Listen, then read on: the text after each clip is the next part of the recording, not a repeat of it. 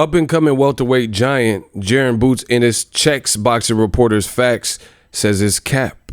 What up, fight world? It's your boy Ego, and I'm back with some more boxing. Make sure you smash the like button. Also subscribe to my channel for the latest and greatest in boxing. If you want to become part of the gang notification gang, please hit the bell icon. Shout out to the Super Chats, channel donations, the Venmo donations, the Cash App, and the Patreon family. We working. Head over to Patreon right now. We having fun over there. We're doing the group sessions. So if you want to be a part of stuff like that, extended Eagles Army family, consider that link in the description. Or you could hit the join button underneath this video by the subscribe button to become a YouTube channel member with the same perks. Now, Mike Coppinger of The Athletic, he posted a tweet and he said he had sources that were suggesting that there was a welterweight fight in talks. It says, sources, a welterweight matchup between DAZN or on DAZN between Maurice Hooker and top prospect Jaron Ennis was proposed for later this year, but Ennis turned down the fight. Ennis has ties to Showtime, complicating efforts. Ennis of Philly, shout out to Philly, shout out to my Akis in Philly. He responded, he was like, nah, that's cap, crying emoji. Y'all crazy, I'll hurt that boy. Tell them to call Showtime and make it happen. I'll gladly welcome him to 147. Wow. So he says you got your facts wrong to the reporter, and it's cap. See, it says replying to Mike Coppinger. He said cap, crying emoji. Jaron Ennis later posted this. He says, cap, these bulls getting false information. Y'all crazy. I'll hurt that boy. Tell them to call Showtime and make it happen. I'll gladly welcome him to 147. Boom. Listen, I think it's a good fight. I think it's a super dangerous fight for Maurice Hooker because I think he has the frame to be at 47. But to my knowledge, he just moved up there, and you know he was coming from 40. He got stopped by Jose Ramirez, and now he's with Bomac and Terrence Crawford's camp. Side note, Top Rank had some bad news when they're and Jamel Herring because he tested positive for the 19. So I hope everybody in the gym is safe and, you know, gets tested, because I seen videos leading up to this where Jamel Herring, who again just tested positive, they said he, you know, there's videos of him just in Crawford's gym, and they're all training. And the thing that's so dangerous with the COVID-19 is people don't know that they have it, like Michaela Mayer and stuff, and D.L. Hughley. Just different people. People can be asymptomatic and have it and show no signs of this. So hopefully everyone gets tested, including Maurice Hooker. But again, he made the career move up to 47. He was supposed to fight Regis Prograis. DAZN couldn't get that done. Eddie Hearn couldn't get that done. First it was a money issue, but then they announced the fight and actually had a press conference, and then the pandemic struck and they were never able to reassemble this particular fight. I think it was because of a catch weight, and Maurice Hooker was like, I'm fighting at 47, so I'll do a catch weight of X, Y, and Z, 145. And then, you know, the highest Regis Prograis, 140 pounder right now, was willing to go was 144, something to this effect. But Hooker, you see right here, he's 5'11", so he has the frame to go up. And I've seen him like kind of where he looked, his walk around weight was heavier. But look, this is canceled, so BoxRec got to cancel this.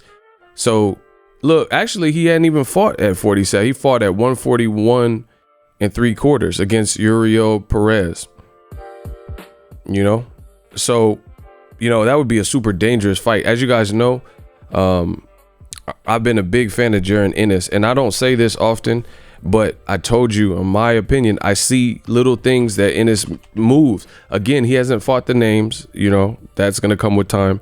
But I see little things in terms of moves that he makes that reminds me of my favorite fighter, Roy Jones Jr. Didn't I just say that? That's what it takes sometimes. You take something from it, I'm coming to get it back. Now, you beat me, I say, okay, we had a good night. I'm still coming to get it back. Pensacola. Bro, I see little Roy Jones-esque things that he's doing.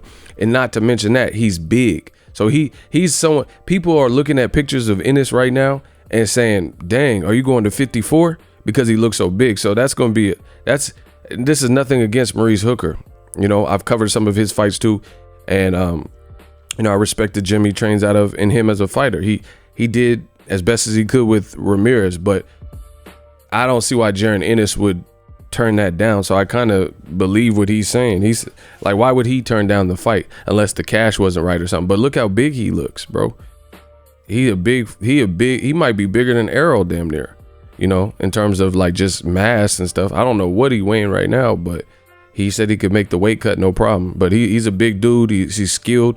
I seen his fight with Ayubov. Ayubov fought my dude, you know, I'm from the Bay, so he fought my dude Kareem Mayfield, and I thought Mayfield beat Ayubov, but it was, you know, somewhat competitive. Jaron Ennis was like destroying Ayubov. You see what I'm saying? So I've been a fan of Ennis, and I just want to see him keep progressing. So the Hooker fight is a good fight.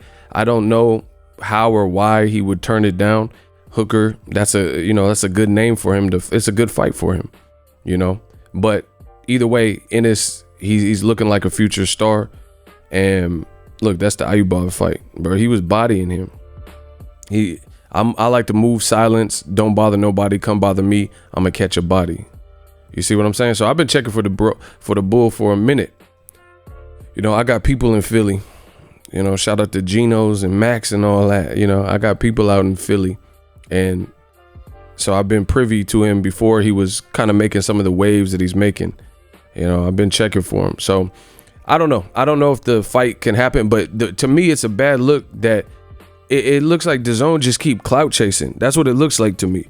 The DAZN fights, they keep telling you about the fights that won't happen, can't happen, failed to happen. Shout out to my homegirl, Trap Photos. She took this photo. You know, follow her at Trap Photos. She does a hell of a job behind the lens. But, you know, to me, it looks bad that DAZN is constantly talking about fights that fell apart, fights that are in the process of falling apart. Amanda Serrano, Katie Taylor. You know, now they're saying, you know, Mike Coppinger's saying that he has sources saying Ennis turned down the fight, which he's now denying. Ennis himself, Boots. You know, they talk about Dillian White fighting Andy Ruiz, and then it's announced that he's fighting Povetkin. It's just a bunch of talk about fights. We want to see these fights be made. If you can make, Ennis says he went to smoke, so pay the man. You know, especially if he has to come over to DAZN or send Hooker to Showtime, because Top Rank sent Jose Ramirez to Hooker's network of choice, which was DAZN and Eddie Hearn, and Ramirez caught a body and then went back to Top Rank.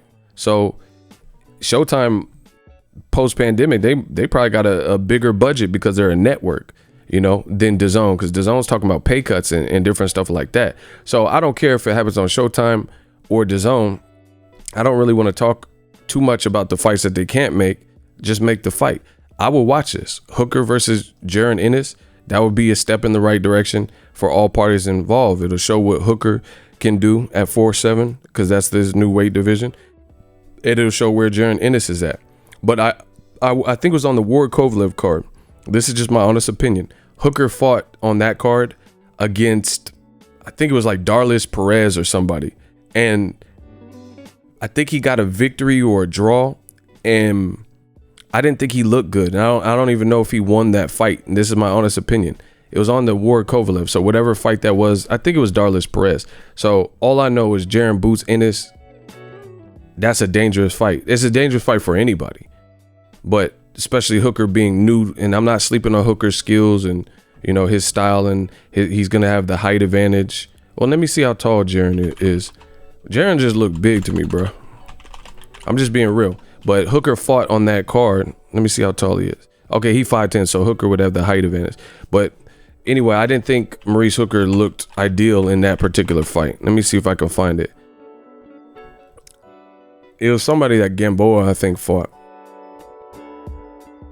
Yep, see? Darlis Perez, T-Mobile Arena. I was at this fight. He got a split decision draw. And I don't think he looked good in that fight. You know, you could say it was a couple years ago. It was in 2016.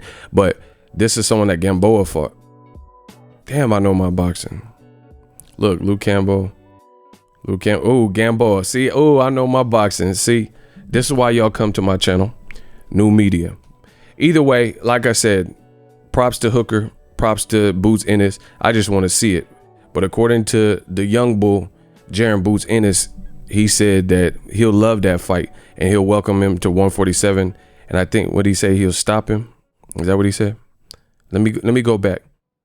And he's still training in this pandemic. So, you know, I like it. I like the fight. If they can make it, they can make it. But, you know, DAZN's becoming famous for a bunch of failed matchups that they want to make. Oh, we wanted to make Amanda Serrano, Katie Taylor. We wanted to make Charlo versus our guy Andre. We wanted to make, you know, whatever fight.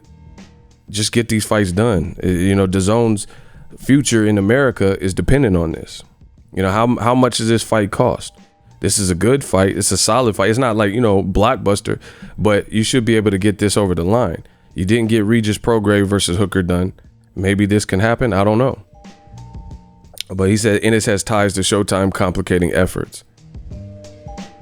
We'll see. Let me know what you guys think, your first impressions of this fight, and also Jaron Boots, Ennis, and Hooker. What have you seen? Drop all that in the comment section.